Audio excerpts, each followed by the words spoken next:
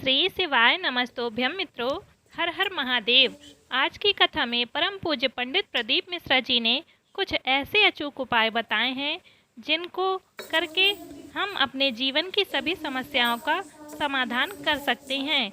सोमवार के दिन भगवान शिव को कच्चा दूध चढ़ाने से भगवान शिव की अनुपम महिमा प्राप्त होती है। सोमवार के दिन महामृत्युंजय मंत्र का 108 बार जप करने से स्त्री या पुरुष के सभी प्रकार के कष्ट दूर हो जाते हैं। अक्सर देखा जाता है कि लोग अपने जीवन में धन की समस्या से जूझ रहे होते हैं। बड़ी मेहनत करने के बाद भी उन्हें धन की प्राप्ति नहीं होती है। अगर धन आता भी है तो वह जल्द ही समाप्त हो जाता है। घर में धन रुकता ही नहीं। ऐसी समस्या के लिए प्रदीप जी ने शिव महापुराण में ऐसे उपाय खोजे हैं जिनको करके हम अपनी सभी समस्याओं का हल निकाल सकते हैं।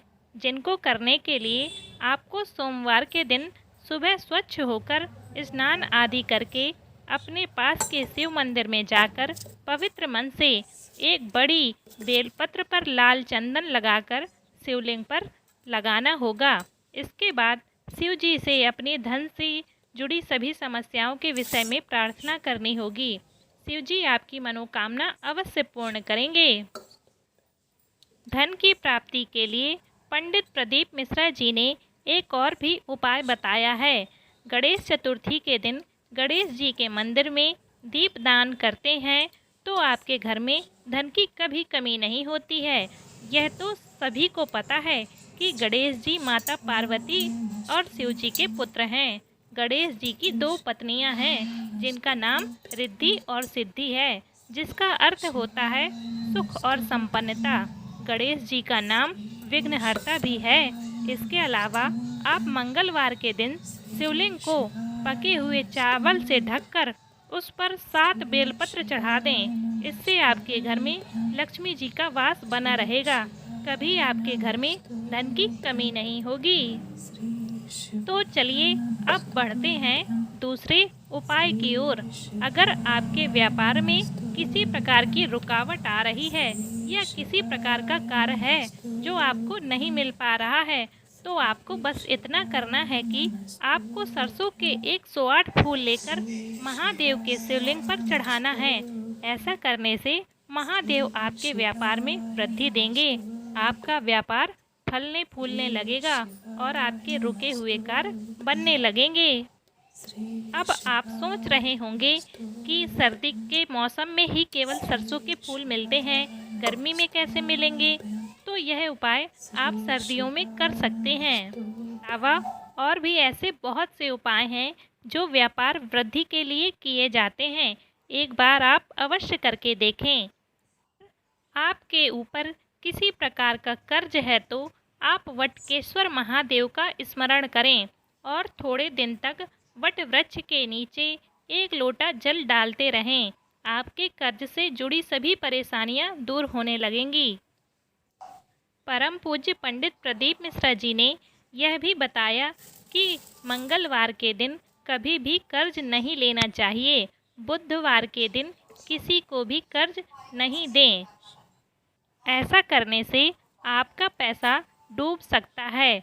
इसके अलावा मंगलवार के दिन शिव मंदिर में जाके ओम ऋण मुक्तेश्वराय महादेव नमः मंत्र का जाप करते हुए शिवलिंग पर मसूर की दाल चढ़ानी चाहिए, जिससे हमें कर्ज से मुक्ति मिलती है। साथ ही साथ पंडित प्रदीप मिश्रा जी ने बेलपत्र से जुड़े कुछ उपाय भी बताए हैं जिनको करने से आपके जीवन में अनेक लाभ प्राप्त होते हैं। तो आइए जानते हैं कौन से हैं वह महा उपाय। जब भी आप शिव मंदिर जाएं तो शिवलिंग पर जल अवश्य चढ़ाएं। वहां से वापस आते समय शिवलिंग पर चढ़ा हुआ एक बेलपत्र ले लें और उसे प्रसाद के रूप में खा लें। ऐसा करने से आपका आत्मविश्वास बढ़ेगा। आप कोई भी कार्य करेंगे उसमें आपको सफलता अवश्य मिलेगी। अगर आपको हमेशा डरावने स्वप्न आते हैं, हमेशा अकाल मृत्यु का डर बना रहता है, भयभीत होते रहते हैं, तो पंडित प्रदीप मिश्रा जी ने अपनी कथा के माध्यम से अकाल मृत्यु से बचने के लिए उपाय बताया है। उन्होंने कहा है कि यदि आप नर्मदा नदी से निकले शिवलिंग को अपने घर के मंदिर में रखते हैं तो आपके घर में कभी भी अकाल मृत्यु नहीं हो सकती।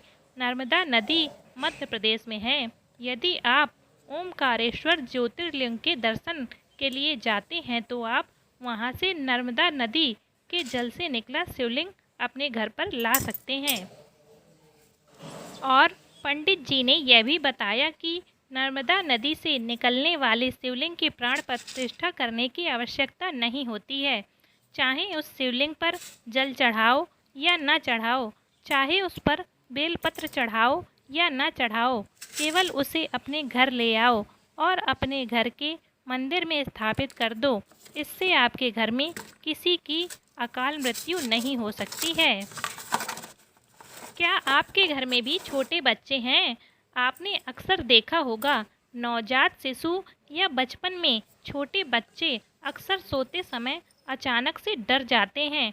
पंडित प्रदीप मिश्रा जी ने शिव पुराण का उपाय बताया है कि बेलपत्र के पेड़ में जो कांटा होता है उसको लेकर उसमें चीनी, शक्कर और मेवा मिलाकर उसका लड्डू बना लें।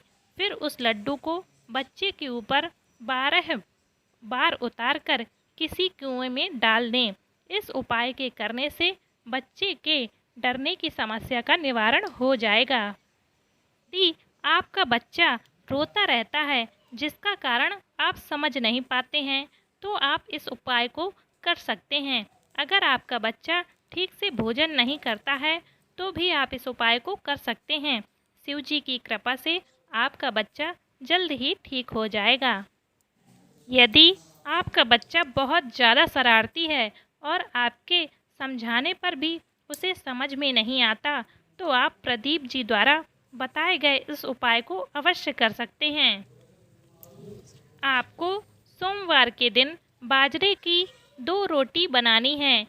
एक तरफ से सिकी हुई हो और दूसरी तरफ कच्ची हो। जिस तरफ रोटी कच्ची हो उस तरफ गुड़, चावल, बेलपत्र रखकर दूसरी रोटी से ढक दीजिए।